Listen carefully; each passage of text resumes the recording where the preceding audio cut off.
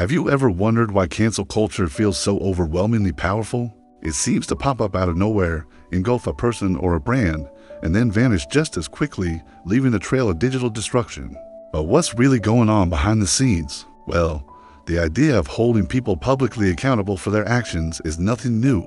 It's as old as human society itself. Think of ancient town squares or public shaming rituals. But what is new is the sheer scale and speed of the spectacle. Online, public accountability and public spectacle emerged into something entirely different, something turbocharged by algorithms and global connectivity. And understanding why it feels so potent requires us to look at the psychology of the crowd, the dynamics of social media, and the basic human need to belong.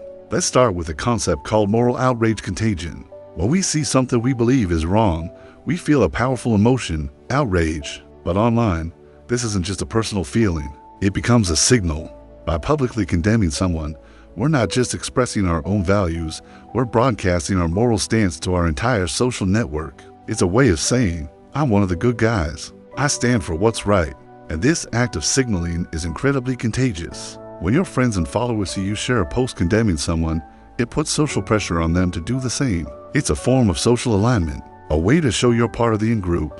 And here's the fascinating part. Our brains are wired to reward this behavior. Neurologically, signaling that you belong to a group, that you're in sync with your tribe, releases feel-good chemicals like dopamine. It literally feels good to join the chorus of condemnation. It validates our identity and strengthens our social bonds. So individual outrage quickly snowballs into collective energy. It's not just one person being angry, it's a unified tribe on a moral crusade. And this shared emotional experience is the fuel that gets the engine of cancel culture started. It's powerful, it's fast, and it feels righteous. This brings us to the next stage, the dynamics of collective punishment. Think about it.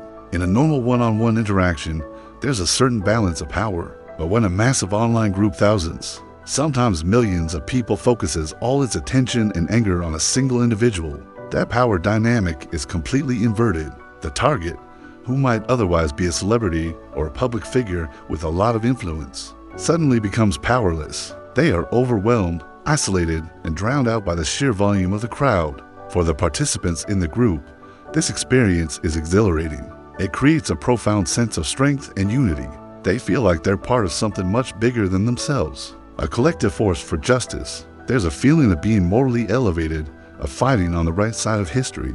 This powerful psychological lift is a huge reinforcing mechanism. It encourages more people to join in, to add their voice to the digital mob. Each comment, each share, each angry tweet adds to the collective's perceived power and moral authority. It's a feedback loop. The group feels powerful because it acts powerful, and acting powerful makes it feel even more so. The punishment isn't just about holding someone accountable. It's about the intoxicating feeling of collective power that the group experiences while doing it. Now, let's consider the people who aren't participating, the silent observers on the sidelines. They play a crucial role too, and their behavior is largely driven by something called fear compliance. When you see someone being publicly dismantled online, you learn a lesson very quickly. You learn what opinions are acceptable and what lines you cannot cross. The risk of becoming the next target is terrifying. So, what do?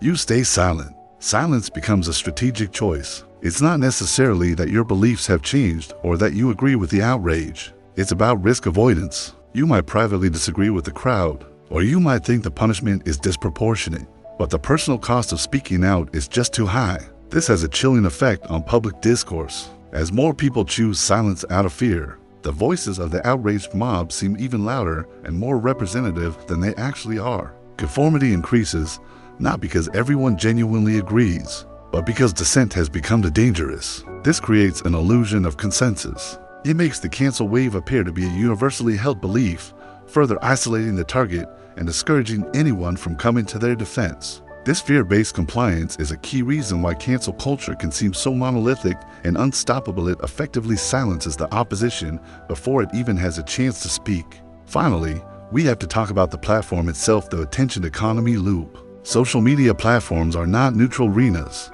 They are businesses designed to capture and hold our attention. And what captures attention better than anything else? Strong emotions, outrage, anger, and moral fervor are pure gold in the attention economy. A wave of cancellation generates an incredible amount of engagement. We're talking about clicks, comments, shares, retweets, all the metrics that algorithms are designed to detect and amplify. The system sees a surge of emotional activity around a topic and says, "This is hot. Let's show it to more people." So the platform's own logic reinforces and magnifies the outrage. The more intense the emotion, the wider the distribution. The angriest, most provocative takes get the most visibility, pushing more moderate or nuanced perspectives to the margins. This creates a vicious cycle. The algorithm promotes the outrage, which encourages more people to participate, which generates more outrage, which the algorithm then promotes even further. The entire system is structured to pour gasoline on the fire. The platform doesn't care about justice or nuance, it cares about engagement.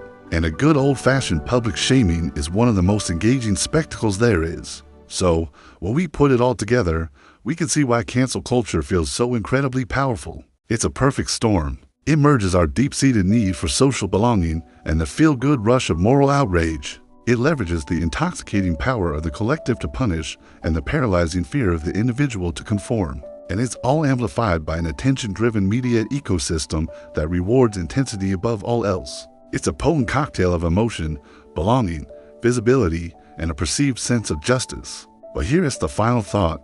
Power that is built on surges of intensity is often brittle. It burns incredibly bright, but it also burns out fast. The crowd's attention is fickle, and the algorithm is always looking for the next big thing to amplify. The wave rises, crashes, and then recedes, leaving us to sort through the wreckage and ask if this is truly the best way to hold each other accountable. Understanding these dynamics doesn't excuse harmful behavior, but it does help us see why the response can feel so disproportionate and overwhelming. It's not just about one person's mistake. It's about a complex system of human psychology and technology working in tandem. I hope you're all enjoying these episodes. Please remember to like, share with your friends and family, and don't forget to subscribe. It really helps the channel grow. Thanks for watching.